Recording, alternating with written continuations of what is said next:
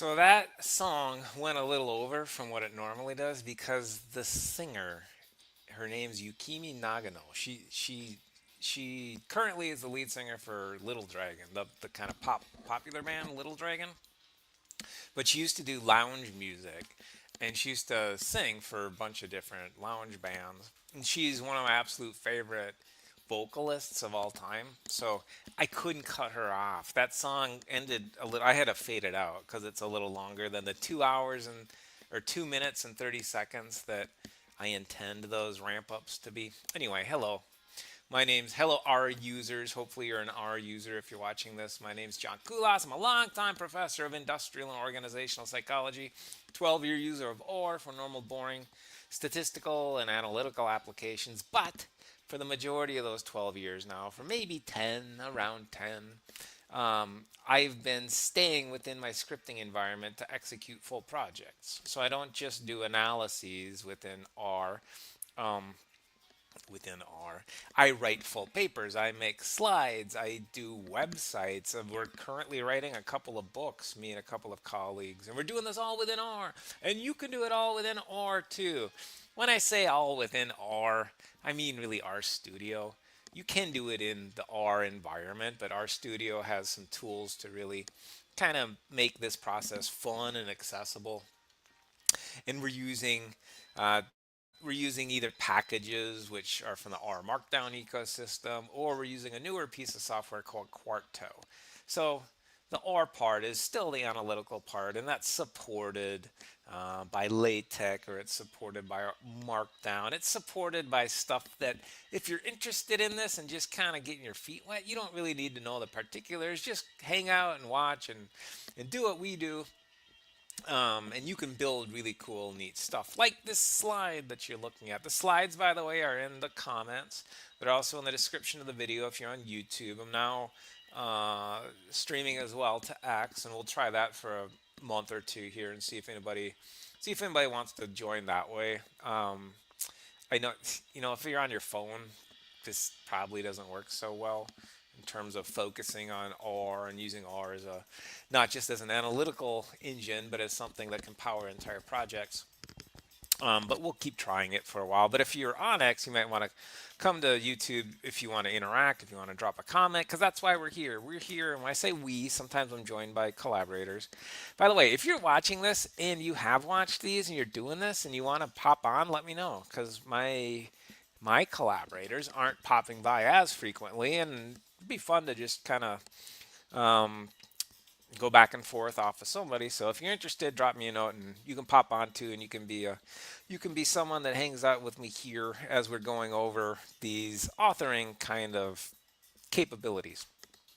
So we hang out for about an hour every Tuesday at 7 o'clock Eastern, and try to end it by I try to end it by about 8:20. So 8:20 is the absolute cutoff. I'm like, all right, Kulas, you old professor, you can't keep blabbing forever, you gas big. You just cut it, and we'll just continue into next week. So last week, again, we went 20 minutes over. We'll probably go, I don't know, we'll probably go over tonight because that's just the way these things go. But we're trying to use this metaphor of an academic office hour, so I try to hang out for about an hour. And the main purpose, the primary reason I'm here, is to be a resource if anyone's out there and interested in structuring their work this way. I'm a very, very, very, very strong proponent of structuring your work this way. It's consistent with this concept of reproducible research that nobody really seems to know what it is. Or I was just having a conversation this morning. If someone's watching or happens to watch this, you know who you are.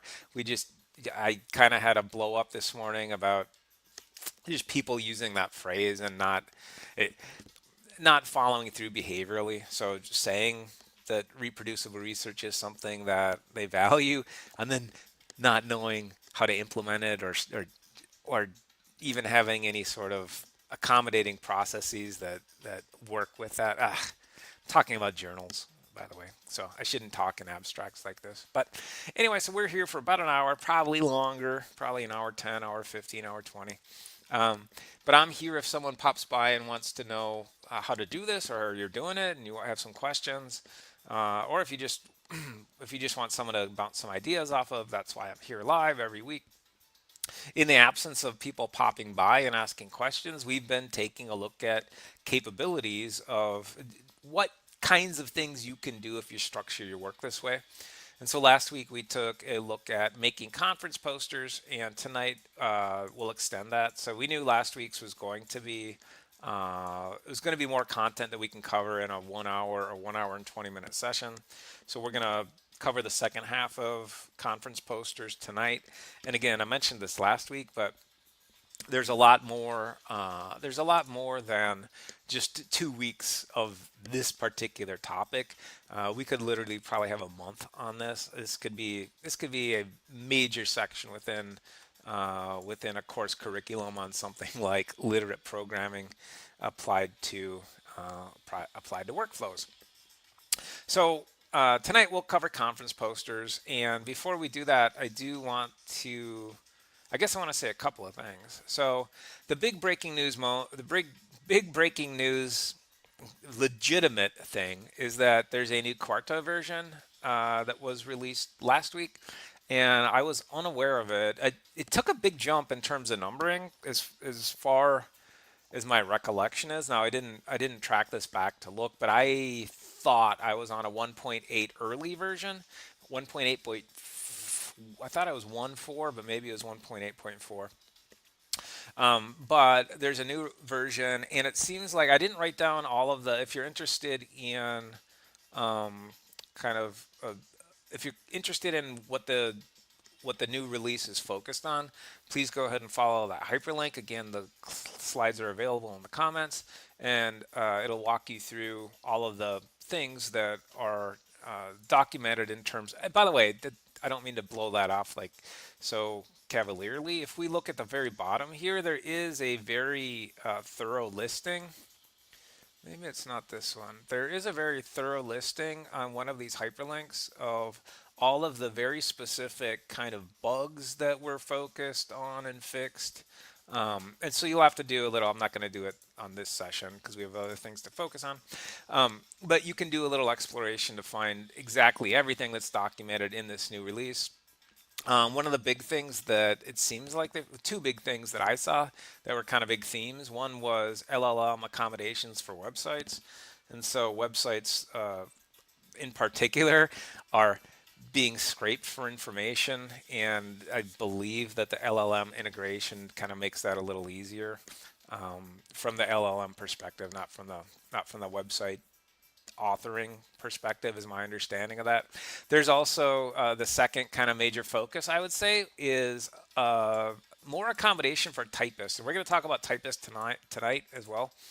Type Typist is in terms of me doing this for almost 2 years now, or maybe a little over 2 years. It's been a long time that we've been doing these weekly, hey, you want to write stuff with or sessions just on YouTube. So I've been doing it for a long time, but just on YouTube, we've had quite a few of these sessions. And my kind of what strikes me in terms of the interest that I perceive anyway is that typist, in terms of a document format, typist seems to be the one format that we've been focused on that people have the most interest in. And typist is it is neat, it is fun, it is impressive in terms of its capabilities in producing PDF documents without the traditional kind of knowledge and skill that you needed with the LaTeX or tech typesetting system, which is an entire language in and of itself. It's a meta language, so it's a language that specifies how language is expressed and formatted more specifically. So typist is a little more user friendly, I think, and there's a lot of interest in it. And Quarto seems to be maybe aware of that as well. So they put a lot more typist support into this new version, which is version 1.9.37. There's also a new table spec, which I thought was kind of, I don't know. I don't care because I don't use Markdown tables, but historically, there's a couple of different ways to structure tables. If you are if you are generating if you are generating looks like I put the wrong hypertext. I put the wrong link in there. Sorry. I'll go in and correct that before the after I get off of the stream tonight. We'll go in there and correct that. But there's a different way to specify markdown tables. Now there's so many because we're using Quarto, we're using R Markdown, we're using writing systems that permit the specification of R script or Python script or Julia script, whatever language it is that you're interested in, and it supports the packages or the libraries that facilitate those scripts as well. Um, I haven't really found any need to use Markdown tables, so that one didn't interest me that much in terms of something new. It's something that's been being worked on outside of Quarto, so Quarto integrated it. Whatever. We have so many packages using R that facilitate tables that we probably I would be surprised if those of you out there who are watching this have much interest or use for markdown tables. Tiny table is so nice, it's so great. Cable is great. Cable Extra is an add-on to cable that facilitates piping and a lot of the kind of extra formatting that we might be interested in applying. So there's a new Quarto version. The reason that I knew that there's a new Quarto version is because this week's poster template that I want to go over tonight, it wouldn't render. I'm like, that's a little weird. Why doesn't it? Well, it didn't render because it was requiring Quarto version 1.9 plus. And so that was surprising to me since this release just came out. So the synchronization of that capability was kind of impressive, I guess. So the Posit team seems to be really on top of stuff in terms of coordinating what they're doing. Okay. The other, I guess, announcement that I want to make is if you look at the thumbnail this week for this week's slides, or I'm sorry, this week's presentation and session is different. And I think I'm going to have to start doing this different thumbnail uh, because I have a sneaking suspicion. I don't know for sure, but since I'm prone to using cartoons, and I've kind of adopted this styling now as we've progressed from session 1 to session 125. I like cartoons. I draw cartoons. I paint cartoons. Always loved them. Always appreciated them, and so that's why they're integrated in these R sessions. Is it's just kind of my style. Well, the what I've been using as thumbnails to advertise these sessions are the cover page of the weekly slides, and you're looking at that right here. So this is the title page of this week's slides. It's not all that interesting. There's a stick figure, but sometimes I'll have Daffy Duck, I'll have Popeye, I'll have some kind of popular cartoons. I have a sneaking suspicion that some of the cartoons are being interacted with. They're actually drawing an audience that isn't intended for this, and maybe it's kids, maybe it's just people who like cartoons. And so I I have a sneaking suspicion that there's people that are being drawn to the thumbnail that has cartoons, and that's kind of maybe interfering a little bit with the ability of people who are interested in R, which is what I really want here. Is I want people who use R, interested in using R, and they want to build stuff using that platform. Those are the people that this weekly session is intended for. Now, if you're here for cartoons, I love you, and that's great, and maybe we could do some cartoons as well. Drop me a comment, we'll draw some cartoons. But that's not the intended audience. So as kind of an experiment for the next month or two, I think I'm going to keep the slides the same, so I'll keep putting my own little spin on the cartoons and the imagery. But for the thumbs on YouTube that are advertising the session, I'm going to have more of a R focus. So if you look at tonight's thumb, I'm just going to use that same background, and I'll start uploading different titles and images in there, and we'll see if it has any effect. So hopefully that will get to more R people and less cartoon people. Again, I can't verify that that's actually happening, but I do have my intuition is telling me that is happening. Okay, so those are the two breaking news issues for this week. So we're already running a little behind probably. So let's go ahead and get into our transition of what the heck happened last week. There'll always be an England, but there may not always be a Bullwinkle. For in our last installment, he faced the bleak prospect of having to spend 1 week inside Abominable Manor before he could collect his inheritance. Yes, and in case you don't know, I am the new Earl of Crankcase. And Bullwinkle's going to inherit £1 million note. £1 million? Sounds kind of heavy. Nevertheless, that's what you're going to inherit. Inherit? I can't even lift it. Of course, Bullwinkle won't even be able to try to lift it. Not if the Crankcase nephews can help it. First, they tried to do our moose in with a Burmese tiger trap. But that didn't work. Next, they attempted to shoot him with a spear gun. That didn't work either. And finally, they sent 11 million volts of electricity through the phone on which he was conversing. That worked. Yes, but in reverse. Realizing they were up against a much too formidable opponent, the Crankcase boys decided to call on a professional assassin known as the Exterminator. Operator, get me the Black Hole of Calcutta, please. I got only the last little bit of that, so hopefully that came through for the rest of you. But StreamYard, the software I use, and it's been a little buggy. So last week we took our first look at conference posters and executing those fully from within your scripting environment. If you're interested in what a poster is, there's a hyperlink here on the title of this slide in particular, and it'll just take you to a very general presentation of what posters are. And again, these are ways to communicate research that you've done, and they're usually executed at conferences, professional academic conferences. We looked at actually we focused last week on one poster type, and that was through the posterdown package. Now both of these are considered to be strategies that are executed from within the old R Markdown ecosystem. So this icon that you see here, the feather and the R, that's one representation of R Markdown.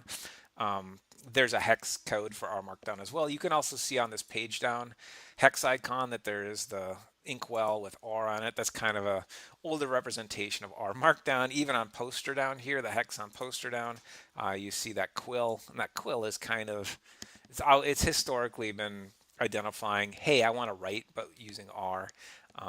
And so page down is a package that is used to paginate paginate content that typically isn't paginated. So HTML pages. So what you see on the web, on the internet, it's a long text. It's a long bit of information that doesn't have pages that you would traditionally see in a hard copy representation of something. Page down just simply takes HTML, primarily HTML files, and it will paginate those for you. And one of the neat things it can do is it can not only paginate, but it can transform the HTML format into a PDF format. And so we used both page down and poster down to execute posters last week. Poster down's neat because there are 3 different templates in it, and those 3 different templates have some uniqueness to them. Let's see if we can take a look really quickly at those 3 types. Here you see them. So on the left, it's a more traditional conference poster with a banner on top. The second one is one that I've kind of gravitated to over the course of the last 7 or 8 conferences that I've gone to with students. I still do posters with primarily students. And that the big center part, we've taken that and we've replaced the text and the page down hex icon there. We've replaced it with kind of a big splashy visual figure from the project that we're communicating. And then this one on the right, we haven't used yet, but if the orientation wasn't longer than wide, then we probably would. The conference that we go to annually, their setup physically is a bunch of 4x8 poster boards, so it's 8 feet wide, it's 4 feet tall. So this one would just look a little funny, and it's a good point, I guess, to make when we're talking about posters. Is these are intended to be large. They're intended to be very large, at least 3 feet by 4 feet is kind of the standard. And so using poster down, we can create any of those 3 types of conference posters. We played with primarily one of them last week, but I have script that does make all 3 of them, and they're very easy to switch back and forth between one of those 3 formats and another. There's a lot of customizability that you can have with those. They are specified. They are intended to produce an HTML file, which is great because those are a little easier to format and to tweak the formatting of, especially with AI today. So if you go to AI and say, hey, I got this poster down poster and it doesn't look exactly like what I want it to, can you help me? AI will be able to help you. It doesn't really matter which AI you've used. I've used GPT, I've used Claude, I've used Grok, the X engine, and they're all super helpful with CSS, the styling specifications that control how your HTML is rendered. And then the beautiful thing is on the back end, we can use this page down capability of Chrome print. And Chrome print is the function that takes our HTML specification and it gives us an exact representation in PDF form. And the reason, again, last week we went over this, but the reason that's important is because if you just do a preview to print or print to PDF, as we're all used to seeing within web browsers, it's going to lose a lot of that specification. It's going to lose a lot of the formatting that you are interested in. So the way that you want to go ahead and use poster down is make sure that you do specify the height and width that you're interested in. And again, you have to forecast this a little bit. When you're presenting these at a conference, they're intended to be very, very large. And so you want to, here I've specified 36 by 48, that 3 foot by 4 foot poster size. The nice thing about Chrome print is it retains all of the nice it retains the integrity of the kind of the crispness of the information of your poster. So all of the content that you have, as long as the content that you have is, for example, words and figures and things like this, they're going to scale up very nice. So they're going to maintain their look regardless of it being blown up. Some of these old processes that people use that are outside of what we talk about on a weekly basis, they can result in kind of blurriness when it gets bigger. That's not expected to happen here using this Chrome print specification. So in the YAML, in the front matter of your specification of the thing that you're trying to generate, and again, the YAML is identified by 3 opening fences here, the 3 dashes and 3 closing fences. These always occur at the very top of your document, regardless of whether you're in the old R Markdown system or you're in the new Quarto system. Those files are going to start with a YAML, the front matter, the meta information, the stuff that says, hey, this is intended to be applied to the entire project. You can see here a bunch of information that you might want to play with, logos and the colors. But the most important things are the dimensions of your poster. How big do you want it to be? And this is important for the people who are going to eventually be printing this off. You're going to need to engage with someone that has the capability of printing a large file like this. Now, as we were engaging with AI last week, the AI told us to do the poster height and the poster width under the poster down specification here in the output section. I've also had success moving these outside, and so that's what this note says. This note says you may just want to take the height and width, and instead of nesting it under output and under poster down poster down underscore HTML, you might want to put it up here, for example, under line 15. So this could be line 16 and 17, and that works well.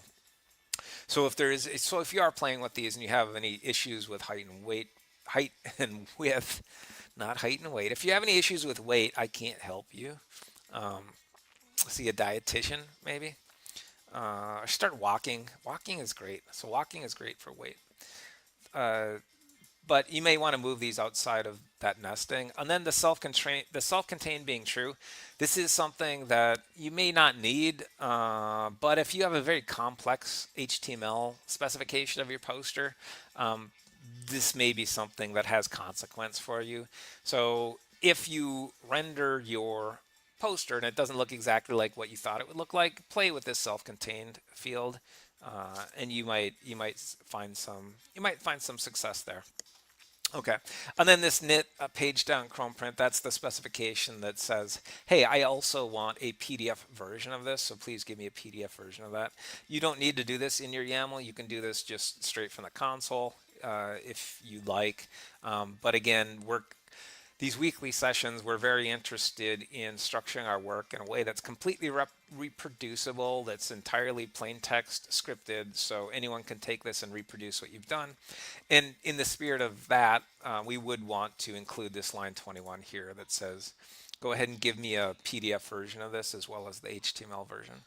Now, I also put on here now kind of if you're interested in doing this, and we're talking a little bit over your head in terms of using technical language, or if there's any sort of words that I'm using that you're not understanding or not sure what they actually mean, here's where you want to start.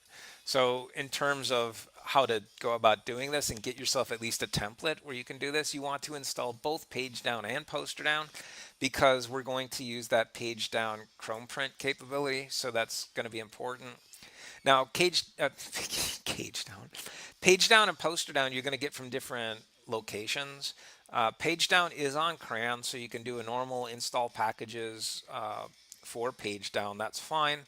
However, poster down has not really been supported. It's not been active for a number of years now.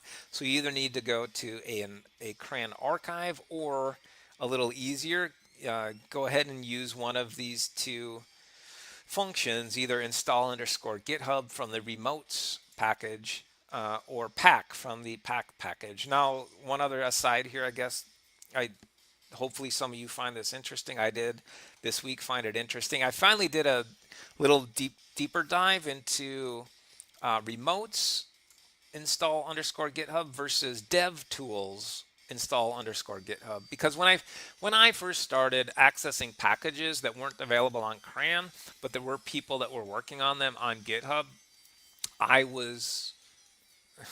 feel like I feels like 20 years ago. It wasn't that long ago, but when I first started doing this, the recommendation was to use a dev tools function called install underscore GitHub.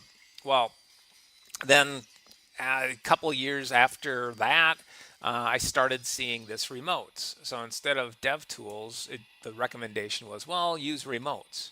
You can use remotes or you can use dev tools. No, use remotes. Well, I use dev tool.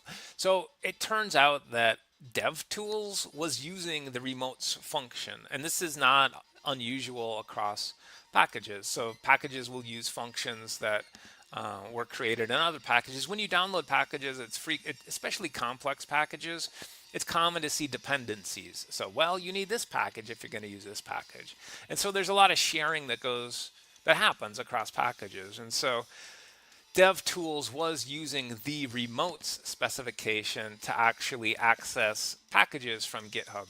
And so they're going to stop doing that. I don't know if they've already stopped, but DevTools, the package, is not intending to use that to support that install underscore GitHub, or they have several install underscore functions, but they're not going to have that moving forward. So their recommendation is actually to use Pack.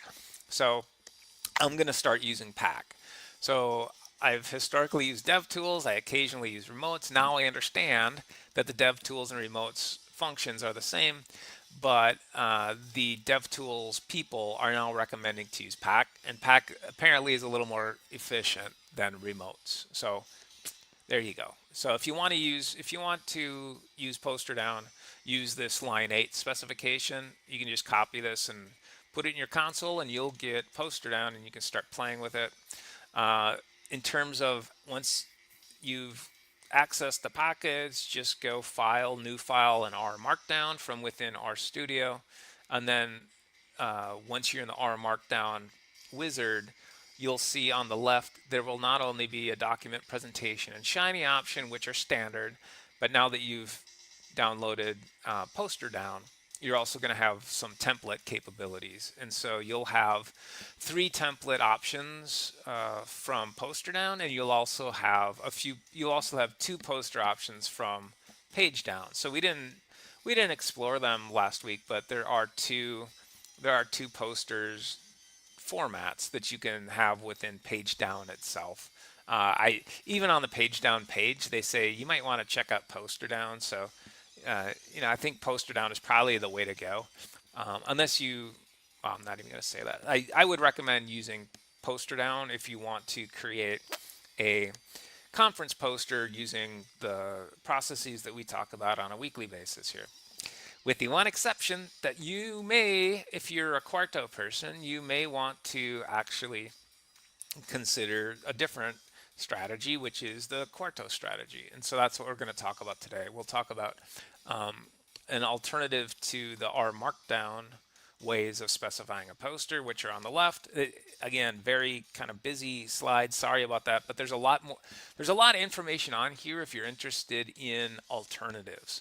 My recommendation is go ahead and stick with posterdown if you're new to this. If you've been using these processes for a while and there's something that you want to really kind of play around with, and go ahead and check out some of those other options. Tonight, what we'll do is I think we're going to spend most of our time with the typist template. And so this is the template that I needed to access Quarto 1.9, whatever it is, 1.9.37, I think. Whatever the most recent version of Quarto is, I have it linked on the previous slide. Go ahead and access that, download that if you want to use the typist template. So the typist template, if I click on that hyperlink, is located here. Now it's actually in a repository owned by Posit. So these are the Posit authors, and so that makes sense. It makes a little bit of sense that there's a dependency here with this Quarto strategy that's specific to the very recent release that they have of Quarto. We're going to actually, I thought we needed a package. Okay, I think, yeah, I guess it's an extension. So we'll go through the install here. and we'll see if we can create a new typist poster, and then we'll play with it. We'll play with the formatting and do some things that probably most people want to play with: colors and where text is and the size of my text and dimensions and things like that. Same type of thing that we played with the poster down. We'll also play with here with you can see I was kind of in the middle of a project here. So let's start a new project. We'll come in fresh with this. And the reason I'm doing a project is because it looks like we might be dealing with an extension or something that kind of looks like an extension. And so projects are a great way of circumventing that file path specification that every student struggles with R. It used to be the most frustrating discussions I had with students when we were learning R. Where is it? Where's the file? I don't know. It's on my computer. I know it's on your computer, but your computer has files within it, has folders within it. What? No, it's in the computer. You avoid all of that if you actually if you work within a project directory. So we're going to work within a project directory here. We'll go ahead and call it a new project. There is an option there for Quarto project. Maybe one of these days we'll take a look at it. Not tonight, however, since we're going to be a little short on time. It's not empty. Did we do that last week? I got to go through and clean out my project folders again. Apparently, I already had a poster project. I don't remember having that. And now my R Studio is frozen. Let's see while we wait for our studio. What can we play here?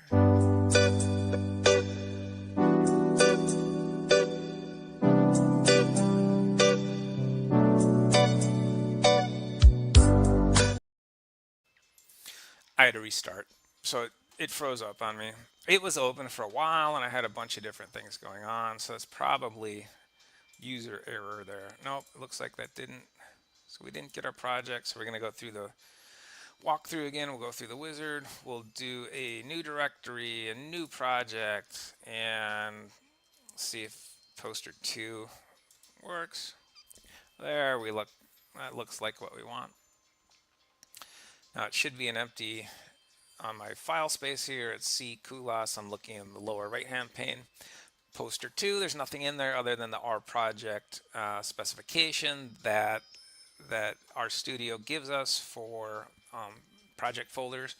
So positron, we learned one of the things about positron is it doesn't have those R proj folders. Those are sometimes a question. So what's going on with that R project? So let's go to this. Looked like this is a Quarto command. So it says Quarto use. So that means I'm not gonna engage with my R console. This is actually a Quarto command. And again, Quarto is an independent piece of software. It's one of the reasons when you're in RStudio, they give you not only the console tab, but the terminal tab. The terminal tab is where we can specify our Quarto commands. So I'm going to use Quarto use template, Quarto extent, typist templates poster. Sure. It's funny. This is operating the same way as the extensions operate in terms of what we're walking through from a user perspective. But I guess I hadn't focused before on the actual semantics, the words. So it's asking us not that we trust the authors of the extension, but the authors of the template. I usually don't use subdirectories, so I don't know that we do need that. So okay, good. So it did give me an extensions folder, and it looks like I probably have the information I need in here. And as a matter of fact, if we want to get really kind of picky about what our poster looks like, these are some of the files that we can go in and play with. We can play with things like dimensions. We can play with things like text size. And it looks, don't be intimidated by this. Again, with what we have contemporarily in terms of access to AI is, to me, that's one of the, I'm afraid of AI more than probably most people. Literally, that like, because I saw too many Terminator movies. I'm literally afraid that they're gonna come and like, I don't know, take over and not like me or something. But Intruder alert, intruder alert. Kill the humanoid. yeah, they're gonna kill the humanoids, I think, and I won't be the first one because I've been very complimentary towards AI. But this is one of the beautiful uses of AI is it can really help with this kind of thing. You have a capability, you're comfortable within this environment, but you just need a little bit of help in terms of executing that capability. So let's go ahead and see if we now have, well, we'll read the directions here. So this will install the format extension and create an example QMD file. So I think what we probably want to do is we want to look for that example QMD file. And then this is the poster that we're anticipating seeing. And we should be able to kind of, switch out images, certainly content in terms of text and LaTeX kind of equations. Those, the the actual equations, these are something that have traditionally been the focus of people who use PDFs, and I think that's because of the tradition of the hard sciences really using these procedures more so than the behavioral and social and soft sciences. Okay, so let's look for that. Let's see if we can find that QMD. It looks like it's going to be buried quite a bit here. Examples, we have example type.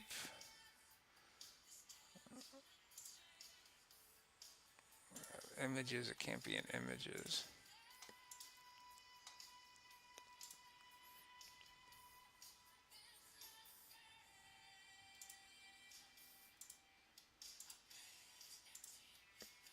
Oh, silly Kulas. It put it right in the root directory, which is, so I went looking in the extensions folder, the underscore extensions folder you see here on the lower right. And the underscore extensions folder is going to contain all of the specific scripting and specification of the capability. So usually you don't mess with that. Again, as I said, if we want to mess with the format of this, we might actually go in there and play with it. You see a very short YAML here, so not much information in the front matter.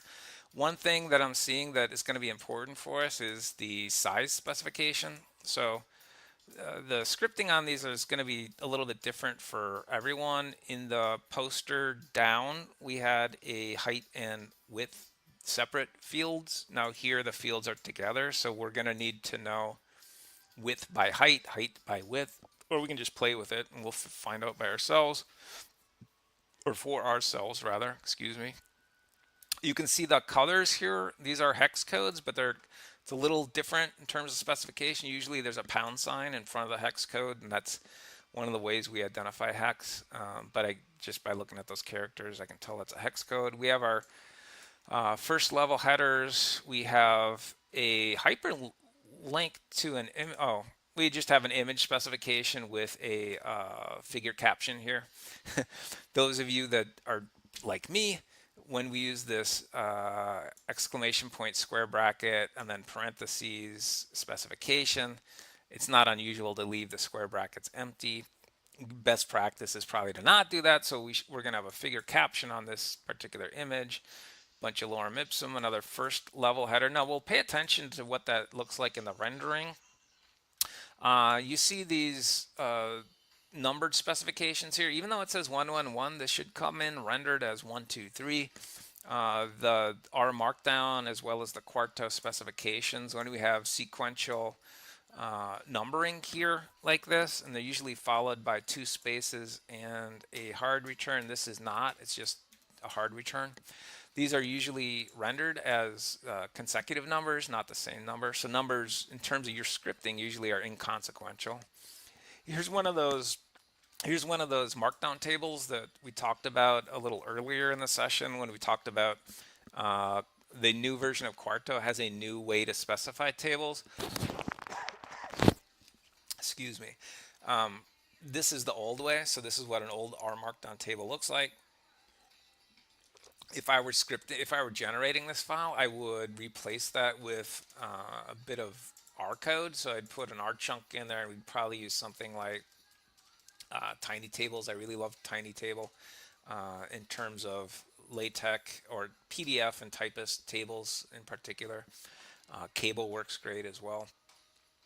So we would probably specify it that way, not outside of a chunk like this. This will be the table caption, lorem ipsum dolor. Dolor. Dolor, doesn't that mean like hertz? Okay, anyway.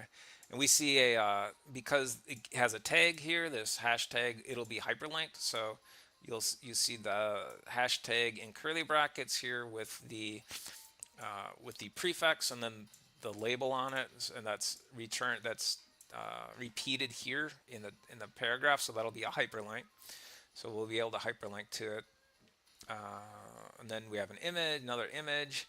This is something that I did want to come to. So this is kind of a neat thing that I haven't used in posters, but I do want to play with it. And we'll take a look at what this information here looks like in terms of the block. Again, these dashes, these are different bulleting. That'll just be a more standard circle bullet for each of those. They cheated here, so instead of actually doing R code, they just put in an image. We'll come in and change that. We'll do some R code and create a new image. And then here's one of those nice formulas. It looks like a trailing. Why has it's got a open parenthesis in the wrong spot there. All right, we'll see if it renders that way. We'll come back and fix it if it does. So let's render that. Now we should get a PDF because this is a typist specification, and that's the kind of neat thing about this is, okay. Let's look for a few things. So I want to look at the hyperlink we had to our table. There it is. So table 1, that hyperlink, if we look at it in the script specification, it's right here on line 47. Lorem table 1 ipsum, and the table 1 specification is here. So if we look in the rendered document,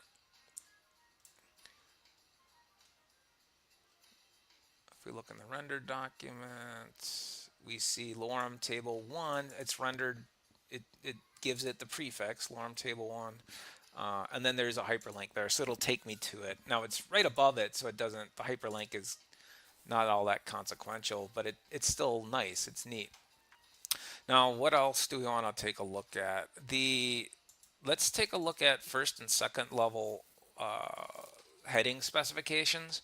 So it looks like by default here we're getting Roman numerals for the sections. So 1 is corresponding to, if I look at my outline, I have lorem ipsum. Let's change these a little bit. So let's call this blue.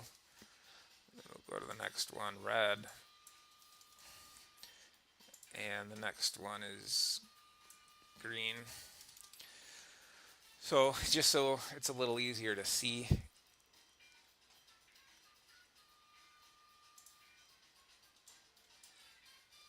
And so those are our first level headings here, blue, red, and green, 1, 2, and 3.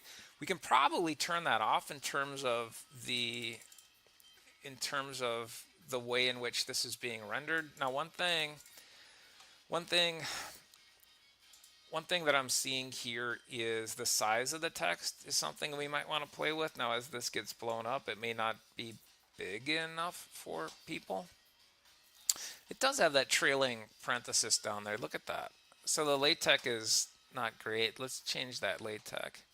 What's going on here? Sometimes you need curly brackets around that. There we go. I'm not sure if that's supposed to be a subscript, but it looks a little better to me.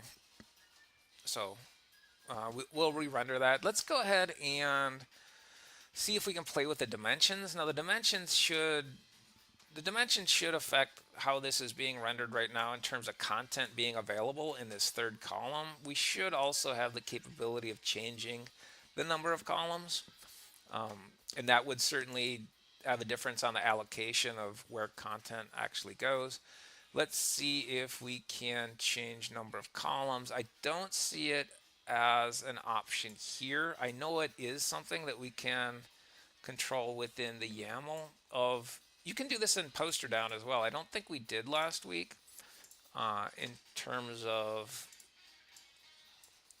what we did with posterdown. I don't think we played with how many columns we have, but what's the number of columns spec in the Quarto poster template. And again, Croc's getting really good with this. I don't need to give it too much context. Maybe it knows who I am, but I think it'll probably give me, yeah, it's finding the right template there, columns, and so it looks like, oh, I don't think it grabbed me right. There is no top level. I know there is. So let's look at the extension again and see if we can figure this out. There's not a lot of information in here, which means that we'll probably need to look into one of the, we're going to need to look in the extension itself in terms of seeing some of the capability. So I'm going to look and see which of these typist files might give us a little information. Footer. Oh, by the way, one of the differences that you'll see here if you're doing this level of investigation is YAML specifications within our scripting file, within our QMD versus typist, the language. There's a difference here in terms of the use of dashes and underscores. And so it's something that I've noticed as I've been kind of deconstructing packages and capabilities.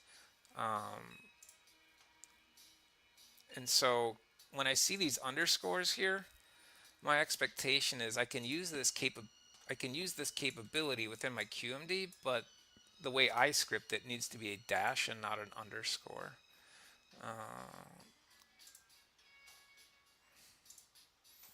So we'll spend a little bit of time on this just because I would like to know personally.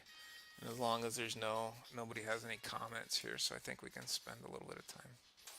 Well, let's come back to that. Okay, so let's see if we can. Oh no, let's try this. I know I can do that.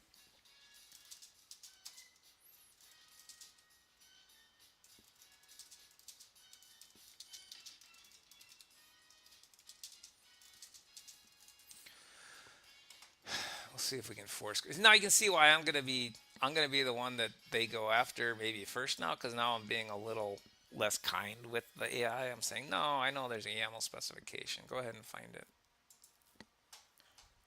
And they do have this think harder option. Columns? Well, it did say columns before, didn't it? We'll try it. I don't think it is columns, but I have checked out maybe too many of these over the course of the last 2 weeks, so maybe it is just columns. It is just columns, but that did not come through how we want it to. So it's got some weird typesetting there where it's retaining the 3 columns, but it's forcing them into, yeah, we don't want that. So we got to tell Grok that's not it. Or we got to dig a little further into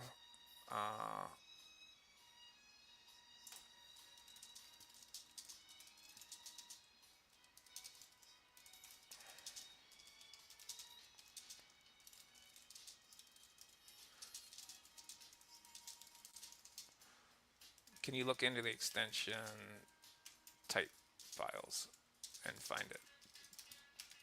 Because I know I can, but again, within the next 5 minutes, I don't know that I can find it within those files. There's a different specification that's not going to end up looking as goofy as this. It's probably number columns, but we would need to actually really dig through those .type files. Now, if Croc doesn't come up with it right here, probably what I'll do is I'll find it over the course of the next week, and then we'll just cover it at the beginning of next week's recap. I'll say how to do the column specification And then the other thing I think we'll do is we'll play with the size. We'll play with the size of the text itself and see if we can blow that up a little bit, and that will help. That will help with the way in which the information is displayed. Now, the nice thing about these YAMLs within Quarto is you can use the standard R convention for commenting out. I can leave that in there. I might want to come back to it.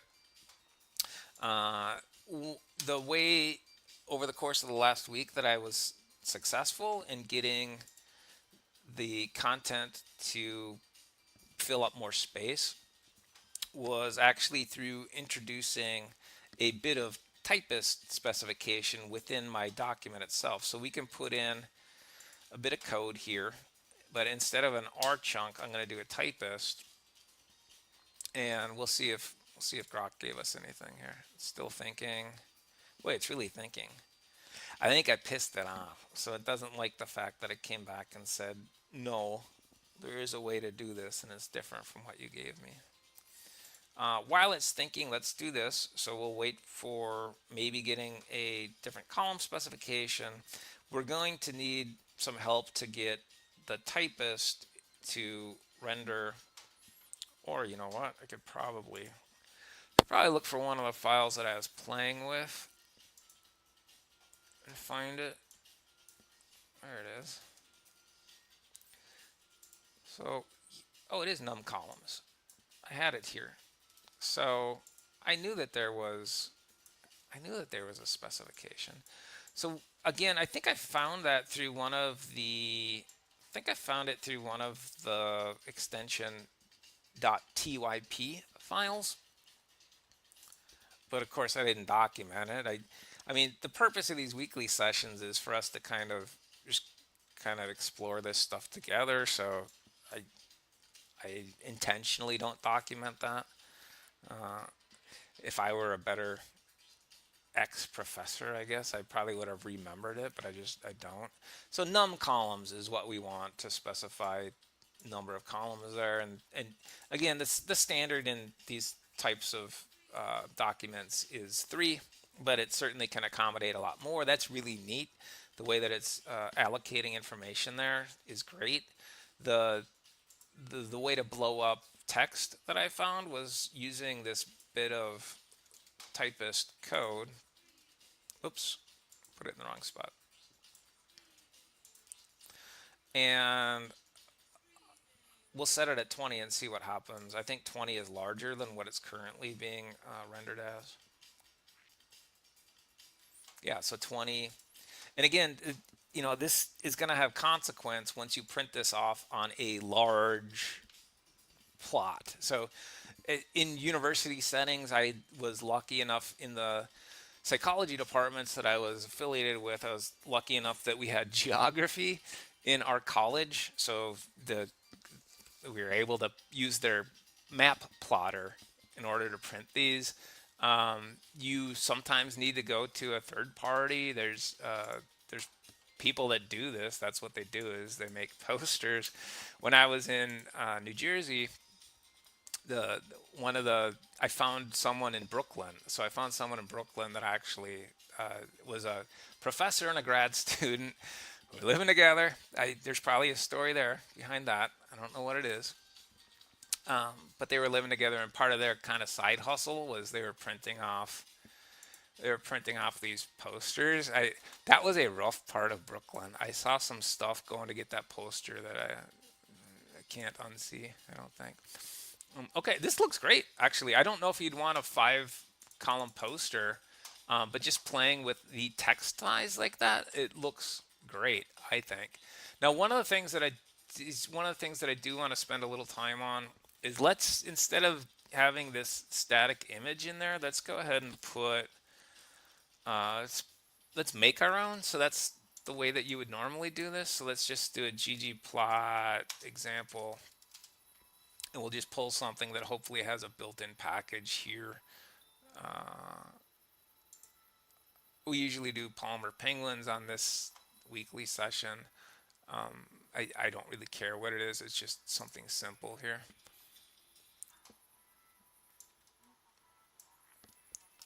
So here's a simple looking plot. and we'll replace the nice looking plot we have here on the upper right.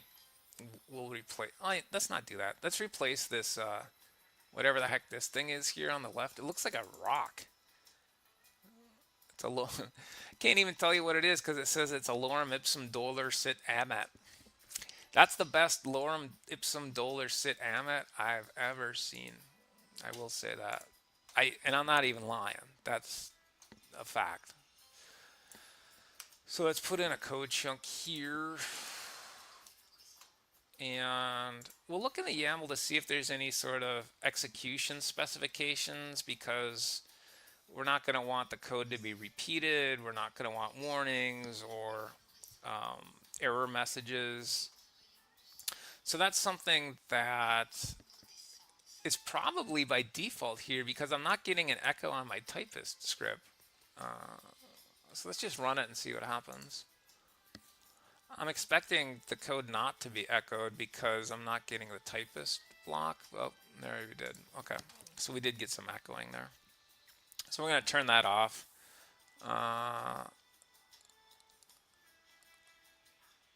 We didn't get a graph, probably because I didn't grab enough of the script. Let's see. Oh, that's just the data. Here's the ggplot. Koulas, you're too impatient. So there's a couple of ways to turn that echo off. One is here with a hash pipe. So we'll do echo false. We'll also do warning and messages false. If we were doing a lot of R here, we would specify this in the YAML once, so we don't have to do it multiple times in each chunk. I think last week when we were in R Markdown, I said we could have done this in the YAML. That was wrong. The old R Markdown system, you do that in a code chunk, so it's a little, there's slight differences here. ggplot deployer, it looks like it's just a plot. It's not an object, so that should come up fine. We can also add figure captions and figure labels there, so we can cross-reference it if we want. Now that's going to only be really important if we want to post this somewhere, so people could take this and do something with it.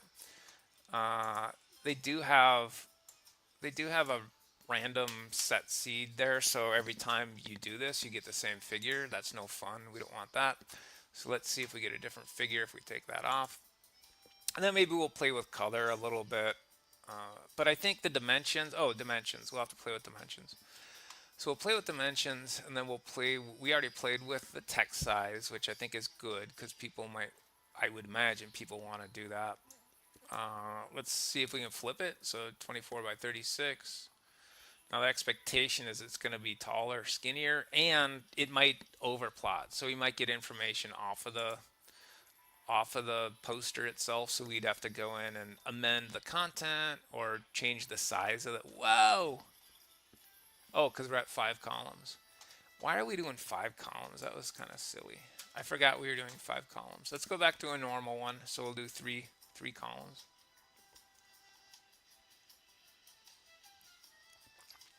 Okay.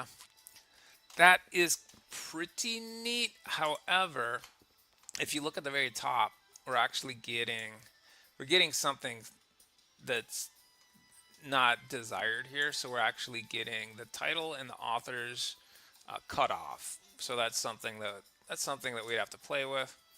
And the neat thing is that we could play with that with, again, interacting with those AIs and just saying, hey, I would like this to wrap instead of being cut off. If someone wants to drop a note, we can try that. Otherwise, I think I'm going to play with this.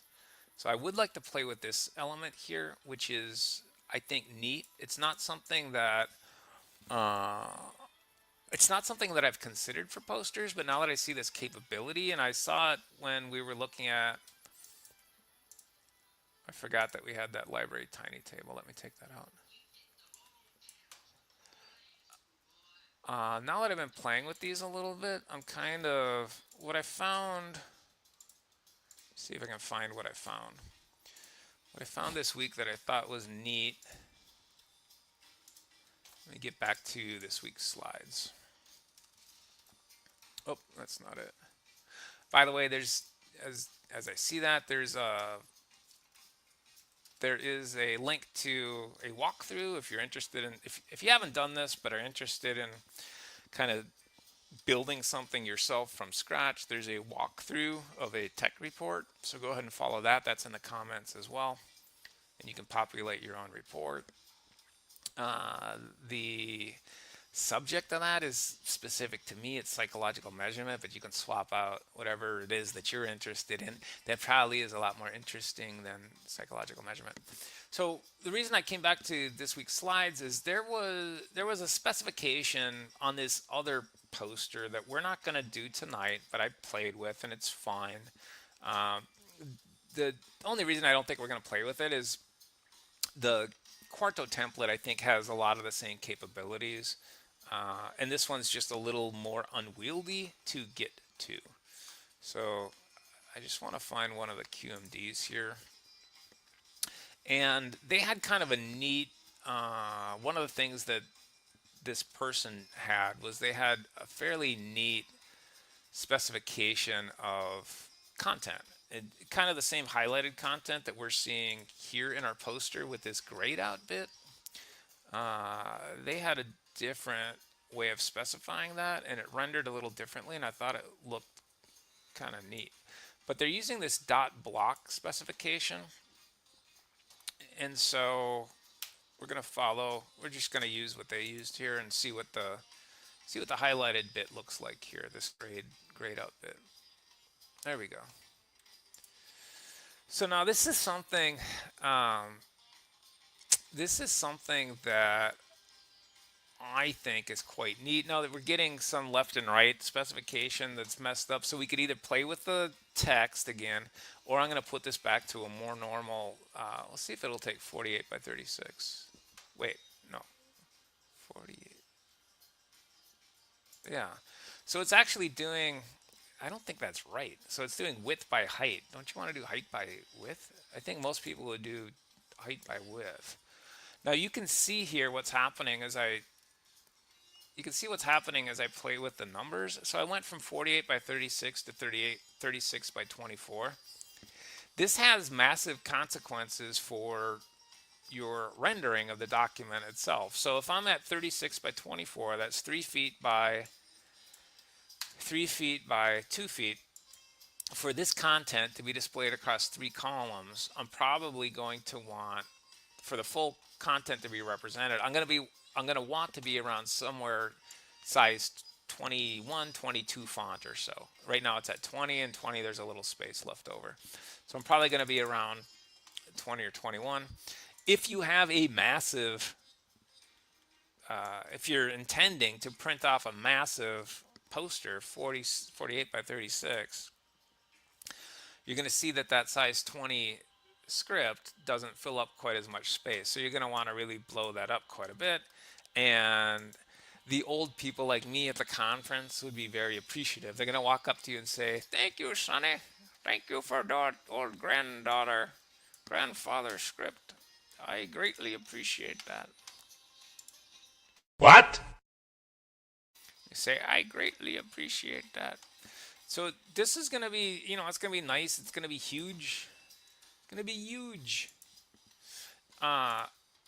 There are specifications that you can have for I'm just playing with the size of the text in the document itself.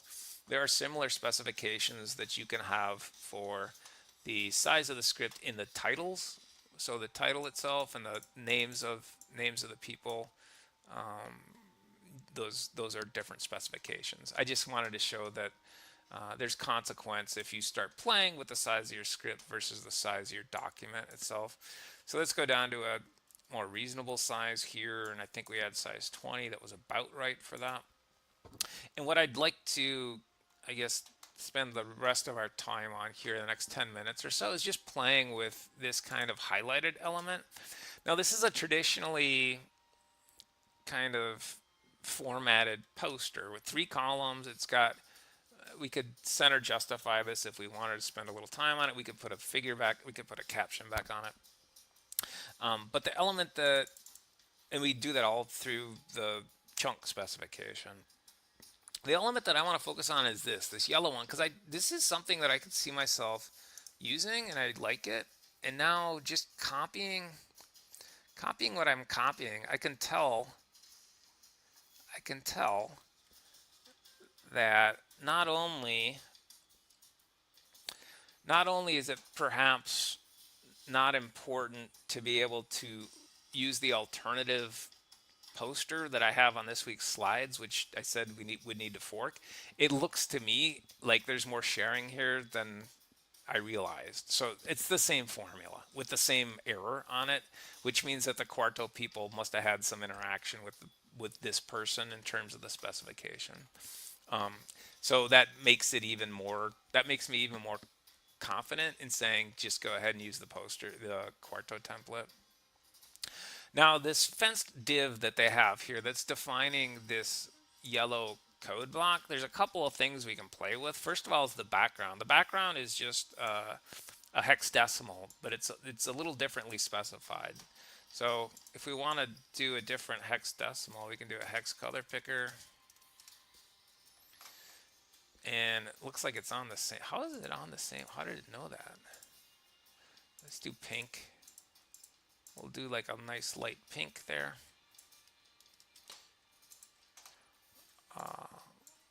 And even though R is case sensitive, the processes that we're using and these hexadecimal specifications, they're not case sensitive.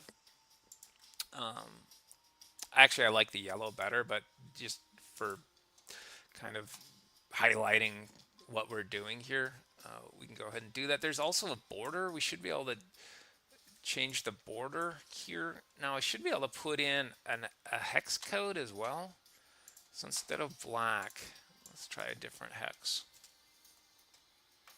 And again, it's a little silly what we're doing here, but these are the kind of things that I think make this process kind of fun. I don't. I'm probably the only one.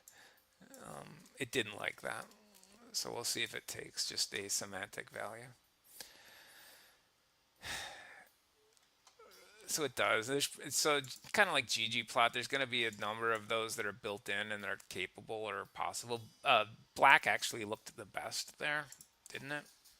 I didn't want to play so much with that, but I wanted to play with the stroke and the radius, as well as maybe the inset. So one of the reasons I think this block looks so nice in a poster is we should be able to play with the rounding of this. And by the way, you're seeing some of the important elements here when you share this with a printer. As I blow this up, you're seeing that the resolution of the content is it has integrity. So the resolution is kind of tracking as we blow it up here. We're not getting that blurring, which is another reason to do this using these processes. So see that rounding? We should be able to really accent that rounding by playing with this radius here. So let's bump it up to 14. And now we should see a much more rounded shape there.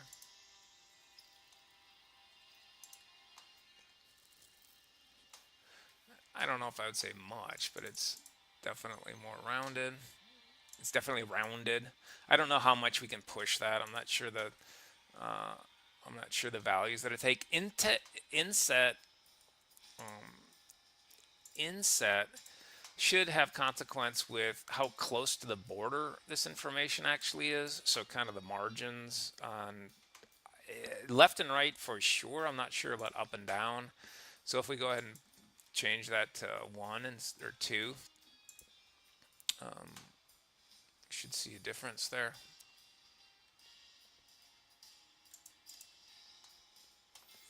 Yeah, definitely. So vertical and left and right. So vertical and horizontal, you're seeing the content now kind of, as a matter of fact, the P, I don't know if you can see it, but the P in ipsum and adipsizing, crying out loud. No wonder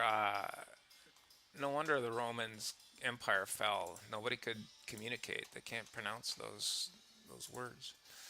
I wouldn't think. I would have a hard time if I were a rodent rodent. If I were a Roman, sorry, or a rodent, we can also change the stroke of that. So you can make what the stroke should do is it should make that border a lot more prominent. So if we bump that up to like an 8 point in our 36 by 24 kind of dimension specifications here, that should be a lot thicker. So again, these are just elements that are kind of fun to play with. I don't know. This is something, and the reason I'm spending a little time on this is definitely something that I think I'm going to use in future posters. It wasn't something that I had considered. Now, this does not look all that different from callouts. We should be able to also do callouts in here. So let's put at the very end here. Let's see if we can do a callout, and then we'll just, speaking of callout, we'll call it. We'll do one last section. We'll call this, that's all, folks. We'll see if we can do a call out here. So we have an opening fence, a closing fence, then we'll do a call out. We'll just do a note. Say this was awesome. Our poster one, the best ever seen. But we'll misspell scene. We won't tell anybody. See if we can render a note in there, a call out. That's neat. That's very cool. So, and again, the reason I thought of that was it just looks similar to this block specification. Block is probably what you would want to use just to kind of highlight something.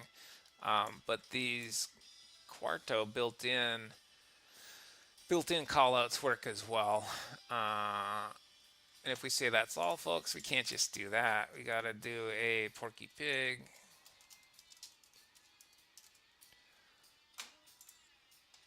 Oh, this one looks mean. Boy, he looks not happy there. He does not look happy. Let's see if we can put a Porky in there. Should be able to. So I'm doing a exclamation point, square brackets, and then in parentheses. Ooh, that might not be a valid image. It's a weird URL that I got there. Nope, he's on there. So if we wanted to keep Porky on our poster, we would just simply back down. Probably we would back down the fonts here a little bit. And they don't need, again, you don't need to be considerate of old fuddy-duddies like me. You can actually back that font down a little bit and you'll probably be fine with your conference. All right. So if any of you are going to PSYOP in a couple of weeks, be on the lookout for this. So this will be my poster. I would love to present this poster. This would be a lot more, this would garner a lot more interest and attention, I would think, than my normal posters do. They need more cartoons, just generally speaking. We need more cartoons in posters. Okay. We're almost 20 minutes over again, so thanks for bearing with me, folks. Again, be on the lookout. I'm going to be having those more academic-y, more topical-looking thumbnails, but the cartoons are still going to be there. They'll just be on the slides, so you're going to have to access my slides. Use my slides. Please use my slides. I like it. I would like people using my slides. I like putting them together. I have fun putting them together, but you can also learn how to use these processes if you take a look at the slides, and then there's a hyperlink in the bottom of the slides that shows you the script that was used to generate them. Okay, thanks everybody. Next week we're on to a new topic. So if anyone has any requests or anything you'd like to see, drop me a note. Otherwise, have a good week.